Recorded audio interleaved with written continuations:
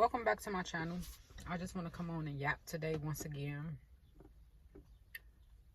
about feelings that I've been dealing with, and this video might be all over the place.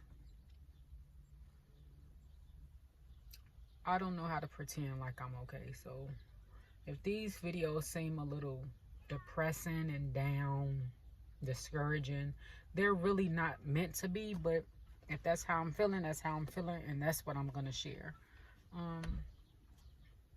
I've just been reflecting a lot ever since my oldest daughter graduated high school. When was graduation? The end of May, but she went on prom. It actually started when prom happened. So, excuse me. So like May 2nd was prom. So it's been going, I've been feeling like this since prom. Every summer I get on this thing where I'm like, oh my goodness, the kids are out of school, so I'm gonna focus on myself while they're out of school. And I can never do it. I can never do it because it's always something coming up. And not just to say something coming up because I'm a parent. I know people that are out here living and they're single, stuff come up in their lives as well. But it seems like when you have kids and you have goals that you want to reach, things are more amplified, I feel. In my opinion, I feel like they've been more amplified. So I think I shared with you guys that I am a high school dropout. I'm 37 years old. I have 4 kids. Every summer, I get in this mood where I'm like, I'm going to focus on myself. I'm going to try to go back, finish my GED, because I think I told you guys too that I'm almost done with my GED. I have one more test to do. I have the math test to do. So I'm thinking like I'm going to do it. I'm going to finish it this summer while the kids are out for summer break. It's not impossible, but once I get overwhelmed, I don't want to do anything. Once I get stressed out, and I've been living in this stress state. My daughter is about to be 19. And I'm going to share a story with you guys. I don't know when. Just be on the lookout for it. I had a child before my oldest child. And that child would have been going on 20 or 21. I can't remember. Because with that devastating loss, I think that's when a lot of the brain fog and the forgetfulness kicked in. But I've been trying to get on this self-discovery path for a long time.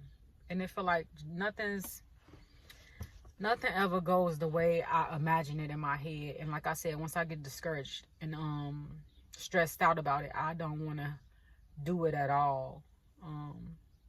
And that's when look at the pollen. That's when the procrastination and the laziness kicks in for me. And I know I can't be the only one that deal with stuff like this. But when you're a loner and you don't have nobody to really talk to, it feel like you're the only person that deals with stuff like this. But like I said, I was thinking I was going to start working on finishing my GED. Trying to find what I want to do with my life. Discover what kind of woman I am and want to be. Because I've been taking care of kids for a long time now. My daughter's almost 19 and I'm only 37. So it's just been a real struggle. And I've been mourning, if you guys caught that. I've been mourning that my oldest child is 19 and now she's going to become independent and she's going to go out and start living her life and doing what she wants to, as she should. But I'm mourning the fact, like, what if I only had that one child and things would be easier for me at this moment? Like, I can start trying to get on track with my life. And I don't want to discourage other women or young women who want to have kids and have a family, but I won't say kids stop you from doing what you want to do, but kids make the process take longer. Kids make the process take really, really long, because not only did the devastating loss of that first child stopped me from doing what I wanted to do or needed to be doing. 10 years later, I had another loss like that. So life has been kicking my butt. And I think with those experiences happening to me, it has made me a very, I don't want to say negative, but I think I'm gonna call it what it is, a very negative person, a very, I'm a very realistic person. And I can't see anything beyond reality or the reality of whatever situation I'm going through. And I know there's people out there that dream really big. I'm not a big dreamer. I think the things I've been through in life have made me not a big dreamer. So I can't see past what I be going through, if that makes sense. I know it makes sense to somebody.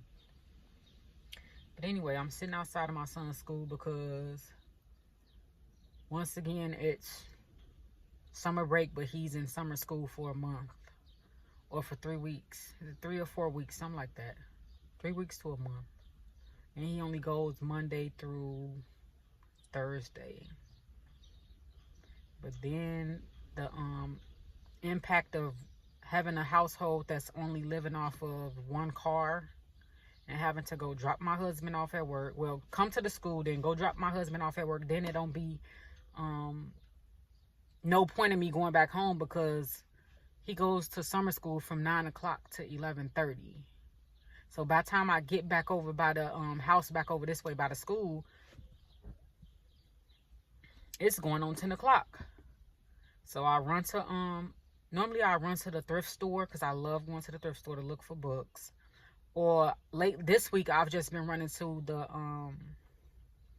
the Dollar Tree and getting junk that I don't need to be eating. My poison of choice. And the reason why I haven't been going to the thrift store because there's been no money. There's been no money at all. Bills behind, bills due. So I haven't been going to the thrift store because the thrift store is a little farther than the school. So I'm trying to save the gas to be able to take my son to school and then go pick my husband up, drop my husband off, then pick him up and come back over here and pick my son up as well. So things have just been stressful. And I think I'm just making this video just to vent. And like I said, however I feel, that's how I'm going to present myself in the video. Because I can't pretend. I'm one of them people that you can look at me and tell when stuff is going good or stuff is going bad. I can't turn off my feelings. I can't mask my feelings. Even if you ask me how I'm doing, and I say, oh, everything okay, everything good. I think you can, I'm one of them people you can still tell in my face that everything's not good, but I'm not going to elaborate on it to you. So yeah. What else is going on? That's pretty much it. That's pretty much all I wanted to vent about. And it's also crazy because I feel like I can't do the things I want to do, but when I'm going to stop saying that and just get up and do the things that I want to do.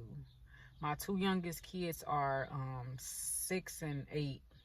And my youngest is about to be 7, actually, at the end of July. So, it's like, Teosha, when are you going to just do what you want to do? Instead of just sitting back watching everybody else live their lives. And I think it's because, like, I don't know if I shared that too with you guys, but I don't like being perceived by people. I don't like the perception people have of me. When I shouldn't even feel like that because I should be comfortable being who I am, which I am comfortable being who I am, but only after you get to know me. And it takes a while for somebody or for me to open up to people. It takes a while. It's crazy because I've been living in this neighborhood where I live at for, I don't know, my memory is bad, 6, 7 years or going on 7 years, something like that. And my neighbor, by us, there's not a lot of school age kids over there by us. But my neighbor, she has kids that are in the neighborhood school, and they go to school with my kids. And we've been over there going to the bus stop for 6 or 7 years. And I still really do not know those people because it's hard for me to open up to people. And don't let the people be of a different race. It's really hard, and that's what it is. The people are of a different race than me. So I have a hard time opening up. I have nobody to really share things with other than my mom. And you know, you can only tell your mom so much. You don't want to pour everything on her. So yeah. Yeah. That's why I'm making this video. Because I really have nobody to talk to. Like, I have a childhood friend, but we don't even really talk like that. We talk, but not like that. Like, I don't call her with my problems and she don't call me with hers. We just hit up each other every now and again. I'm one of them friends where we don't have to talk every single day. We can go a few months without talking to each other and just hit each other up like, are you cool? Is everything cool with you? How you been? How the family doing? But I don't need to talk to somebody every single day. At least I think I don't. And I think that's probably my problem, that I think I need nobody. And I'm starting to realize at my big age that I need people to do this lifetime with. And I've been thinking I didn't for a long time. Oh my goodness, why am I getting emotional? But I felt like I've needed no one this whole time because I've had no one. Very few people I've had. Very few. My mom, one of my sisters, and my aunt. But I don't talk to them about things that I'm going through or feelings that I'm having. Like the whole kid thing. I don't want to put that burden on people. Then people be looking at me crazy, think I'm crazy. Because I've been having some real big feelings about having kids. It's really been stressing me out. But I've been trying to push through it and dive deep into the Bible and call on God and Jesus and whatnot. But I be feeling like once I feel like I'll go like weeks with doing my little Bible studies, really getting in the Bible and really trying to understand what I'm supposed to understand or get from the Bible. And then once I feel like things are okay, I stop. I push Jesus in the Bible and God to the side, and I don't read my word no more. Then when things get bad again, that's when I'm trying to pick up the Bible again, and I don't like that. I want to I want to have a better relationship with God and the Bible. I don't go to church. I don't have church friends, which is probably the problem. Because I was just listening to something, and they were saying how we think we can do... we think we can have a relationship with God without having community of people that also have the same beliefs as us. And I think that's what I've been doing. And that's probably why it's a struggle for me. It's a struggle for me to pray. When I pray, I don't pray outwardly, spokenly. I say it in my head. But even when I'm praying in my head, I feel like I get distracted really, really easily. Really easily. I start thinking about something else and forget that I was praying. I don't even get to the amen.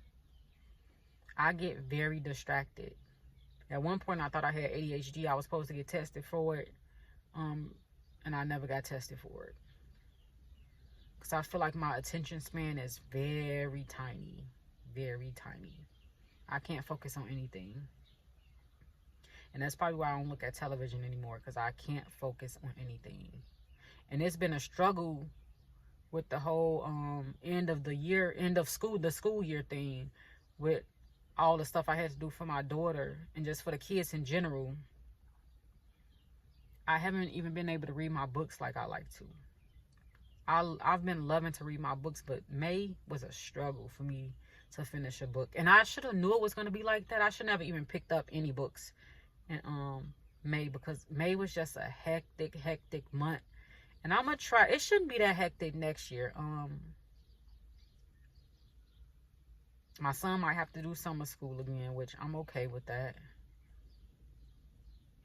Then I'm so forgetful. I might forget summer school is a thing, and I may think once again, I'm going to get my life on track. I'm going to do for me. And summer school going to pop up, and I'm going to be like, oh, shoot. And be upset and frustrated and have anxiety behind it. and all this stuff. But hopefully by then we'll be in a better financial situation. Because I think that's what the stress comes from, is the financial situation that we're in. That's where a lot of my stress comes from. Even though I think I have social anxiety as well. But I think it comes from a lot of us, or my family, having financial strain. It's a lot of financial strain on my husband.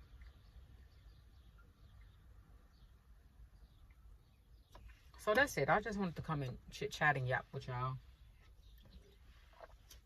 for a hot minute. I've been on here for 15 minutes, so I'm gonna go. I'm gonna see you guys in the next video.